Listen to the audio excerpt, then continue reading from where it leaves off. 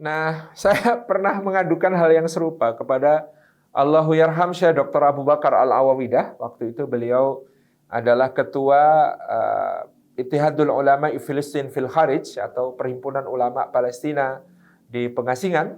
Syekh Abu Bakar Al-Awawidah ketika saya mengatakan, apa iya persoalan Palestina ini nggak akan selesai sebelum bangsa Arab di sekitarnya bersatu. Kata beliau, ya akhi, ini bukan urusannya bangsa Arab. Ini tidak ada kaitannya dengan bangsa Arab ataupun bukan bangsa Arab. Kata beliau, sepanjang sejarah Allah Subhanahu wa taala memilih orang-orang yang dipilihnya karena memenuhi syarat-syaratnya untuk menjadi pembawa kejayaan Islam. Bangsa Arab telah dipilih dengan kepemimpinan Rasulullah, Khulafaur Rasyidin dan Bani Umayyah. Ketika Bani Umayyah menyimpang, maka Allah pun mencabut mandat itu memberikannya kepada bangsa Persia lewat Daulah Abbasiyah.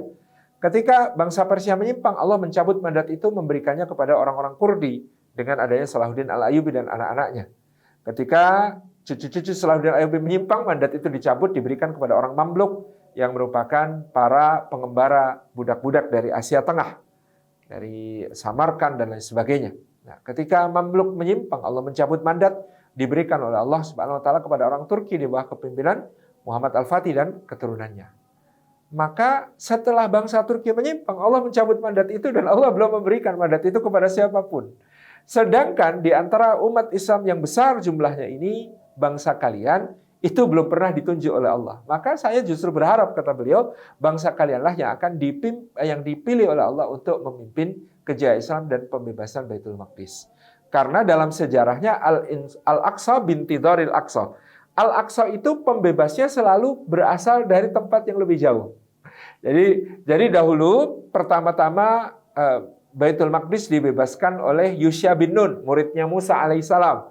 Itu adalah Bani Israel yang datang dari Sinai, yaitu dekat.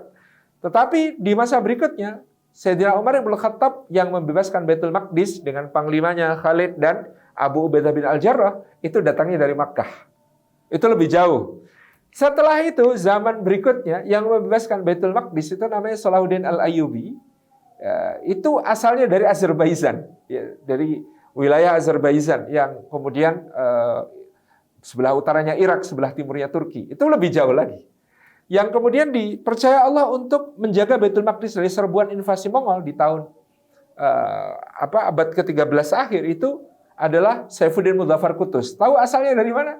Itu dari Uzbekistan, gitu ya, dari lebih jauh lagi. Ya. Maka kemudian ternyata penjaga dan pembebas Baitul Maqdis itu selalu berasal dari wilayah yang lebih jauh. Nah, itu mungkin cara beliau menyemangati kita bahwa beliau ingin melihat bangsa Indonesia sebagai bangsa yang besar kepeduliannya, ada di dalam hatinya orang Palestina tentang pembelaannya bersama kepada Baitul Maqdis, kepada Masjid Aqsa. Tentu kita harus optimis dan mempersiapkan anak keturunan kita, adik-adik kita untuk memenuhi syarat-syaratnya supaya bisa menjadi pembebas Baitul Maqdis. Tentu bangsa Arab tadi benar disampaikan bahwa tanggung jawabnya paling besar karena mereka berada di sana. Hanya saja agak ironis apa yang dikatakan Syekh Muhammad Al-Ghazali rahimahullah, dia mengatakan bagaimana kita akan berharap kepada bangsa Arab untuk melawan negara Zionis ini.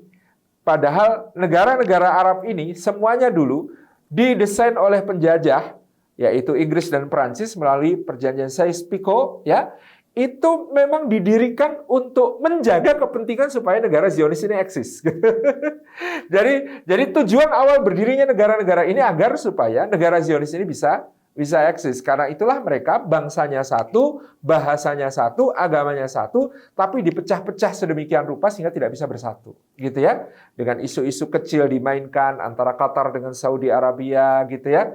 Dan lain sebagainya. Itu memang agak berat untuk mengharapkan karena tadi negara-negara ini sudah ditanamkan ya fanatisme kenegaraan yang kemudian akan sangat menyulitkan mereka untuk bersatu satu sama lain dalam isu Baitul Maqdis, isu Masjid Aqsa. Apalagi kita bisa sudah dengar ada yang normalisasi hubungan dengan Israel dan lain sebagainya. Itu kan semakin pelik lagi urusannya. Dan kata seorang kawan berarti makin sulit ya mengharapkan bangsa Arab. Ya tetap berharapnya kepada Allah, siapapun yang akan berjuang membebaskan Baitul Maqdis, kita akan bergandengan tangan dengan mereka. Wallahu a'lam bishawab.